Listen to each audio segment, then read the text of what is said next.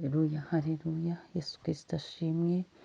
Ndabashuje bene data mu izina rya Yesu Kristo, aho muherereye hose. Dutangiye iki cyumweru tunejejwe n'Imana mu mitima yacu. Imana izingiza ijoro ikazingura amanywa. Imana y'inyabutware n'inyabushobozi. Imana ishimwe. Dutangiye iki cyumweru duhereza Imana icyubahiro. Dutangiranye iki cyumweru no kubwira Imana ngo izabane natwe umunsi ku munsi, isaha ku isaha. Imana izagendane natwe mu mayira tuzatambukamo yose. Imana izahakubere nanjye izahambere. Imana ishimwe. Dushima Imana rero mbasuhuza inshuti zanjye, abakristo dusengana mu itorero Elayono Mountain Church mu Rwanda. Ndabasuhuje mwese. Natuye umugisha mu mirimo y'amaboko yanyu. Muzakire ibi byibushye bifatika mu izina rya Yesu Kristo. Nawe rero w'umushomeri, Imana igufungurire urugi winjire mu kazi mu izina rya Yesu. Abacuruzi muzacuruze mwunguke. Imana rero ibaha umugisha. Tubanje Imana hose muri byose. Tubanje Imana ndetse na hahandi njya babwira mu mutima w'abana b'abantu, mu babisha bawe, bakugambiriraho ibibi. Imana izabakurwanirize kandi izabaneshe mu izina rya Yesu. Nyemerera rero aka mwanya tusome ijambo ry'Imana. Niyashatse ko tuzaganira ku ijambo rivuga ngo umugambi w'Imana. Umugambi w'Imana, burya abantu bagira imigambi myinshi, ariko mu migambi y'abana b'abantu habamo imigambi mibi n'imigambi myiza. Ariko Imana ishimwe yuko igambirira ibyiza ku mwana w'umuntu. Rero birashoboka ko nawe waba ujya ugambirira ibibi, uyu munsi wihane.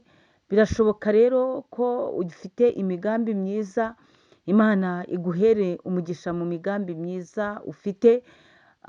Rero Imana yo igira umugambi mwiza, igambirira neza, igambirira kutugira neza. Kandi imigambi y'Imana ijya iburizamo imigambi y'ababisha bawe, kuko bo bagambirira kuguhitana, yo ikagambirira kukurengera. Bo bagambirira kugushyira hasi, yo ikagambirira kukuzamuza amaboko yayo. Imigambi y'Imana, imigambi y'Imana niryo jambo nshaka ko tuzaganiraho muri iki cyumweru. Muri kumwe na Bishop Leonira, umushumba w'itorero Elayono Mountain Church mu Rwanda. Nyemerera dusome ijambo ry'Imana. Abami ba mbere, igitabo cy'abami ba mbere, cyangwa se igitabo cya mbere cy'abami. Turasoma ibice 8. Dusome umurongo wa 17 n'uwa 18. Dusome mu izina rya Yesu Kristo. Titire y'ijambo handitse ngo bacyura isanduku mu rusengero. Izi ni inkuru z'Abisiraheli. Murabizi ko bava mu Egiputa bari bafite isanduku, ariko noneho bakagira ihema ry'ibonaniro, aho abatambyi bajya kubonana n'Imana, bajya gusengera abantu, aho bajyana ibitambo. Ariko Dawidi we agambirira ikintu cyiza, agambirira kuzubakira Imana urusengero. Nizo nkuru rero tugiye gusoma, ariko Imana ntabwo yabimwemereye. Murabizi ko urusengero rwubatswe n'umwana we Salomo.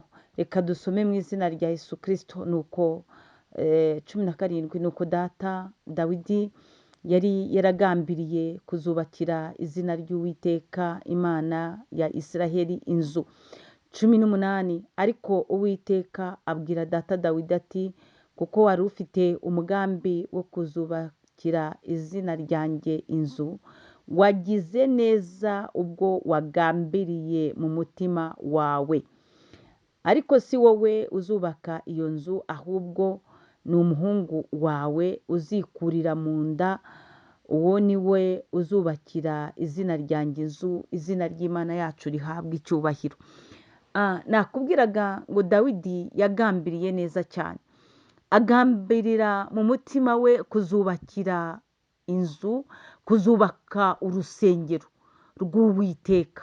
Aravuga ati reka nzubake urusengero, izina ry'Imana yacu ya Isiraheli rihabwe icyubahiro. Ariko Imana ireba ibihishwe byo mu mutima, imenya imigambi ya Dawidi, imenya ko Dawidi agiye kuzubaka iyo nzu, kandi Dawidi yamennye amaraso menshi. Uwiteka arangije aramubwira ati rero rwose wagambiriye neza. Nuko nguko Imana yabwiye Dawidi ati wagambiriye neza cyane, wagambiriye neza mu mutima wawe. Ntabwo nanjye nzi muri iki gitondo icyo ujya ugambirira, ntabwo nzi imigambi yawe Uwiteka Imana yayitegereje mu bicuku bya nyuma, akitegereza imigambi yo mu mutima wawe, akitegereza ku manywa y'ihangu imigambi yo mu mutima wawe. Uwiteka akitegereza ubyutse uri kwambara inkweto, akitegereza umugambi waho werekeje. Ntabwo nzi Uwiteka Imana nimba yakururuka akavuga ngo wagambiriye neza, ntabwo mbizi. Ariko turacyavuga ku mugambi w'Imana. Imana niyo igambirira neza ku mwana w'umuntu. Dawidi we yagambiriye neza, agambirira neza kubakira Uwiteka inzu, agambirira neza Uwiteka bimutera kuvugana na Dawidi. Aravuga ngo wagize neza ko wagambiriye neza mu mutima wawe. Imana ishimwe cyane. Ariko se wowe ugambirira iki? Ese ugambirira iki mu nzu y'Imana? Ujya ugira mugambi iki? Ugambirira iki kuri bene so? Ujya ugira umugambi iki? Aho ntugambirira ibyo guhitana abantu, aho ntugambirira ibyo kubateranya, aho ntugambirira ibyo kubacangacanga bakaryana. Mu mutima wawe habamo migambi iki?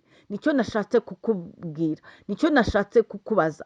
Kuko Imana yo ifite imigambi myiza cyane. Imana igira umugambi wo kukugirira neza, Imana ikagira umugambi wo kukurengera, Imana ikagira umugambi wo kukubabarira ibyaha n'ibicumuro byawe, Imana ikagira umugambi wo kugutetesha, Imana ikagira umugambi wo kukurwanirira, Imana ikagira umugambi wo kukurengera. Ariko se wowe muri wowe ufite mugambi iki? Ugambirira iki? Ese wari wagambirira kwihana ukava mu byaha? Ese wari wagambirira kwitandukanya n'ibibi? Ese ugambirira iki? Mu mutima wawe harimo migambi iki? Ko Uwiteka Imana nyir'isi n'ijuru umuremyi wawe yagambiriye kukugirira neza, yagambiriye kukurengera no kugutabara. Wowe umugambi wawe ni uwuhe? Ugambirira iki? Nicyo nashatse kukubaza. Imana igira umugambi mwiza, igira umugambi mwiza ku buzima bwawe, igira umugambi mwiza wo kwihangana, igategereza kuva muri iyo sayo y'ibyaha, igategereza yuko urekura ibyo wafatiriye wise ko ari ibyiza kandi ari ibibi. Imana itusange tugire neza. Nakubazaga ngo mu mutima wawe harimo migambi iki? Ese kubyina nta kazaza, kabuze iminsi umaze utazi igihe ushigaje? Wafashe icyemezo ukagambirira guhinduka umukristo, wafashe icyemezo ukava mu byaha, wafashe icyemezo ugahinduka umwana w'Imana. Nagiraga ngo nkubwire ngo umugambi w'Imana ni muremure cyane, kandi umugambi w'Imana ni mwiza ku buzima bwawe. Icyo usabwa ni ukugambirira neza.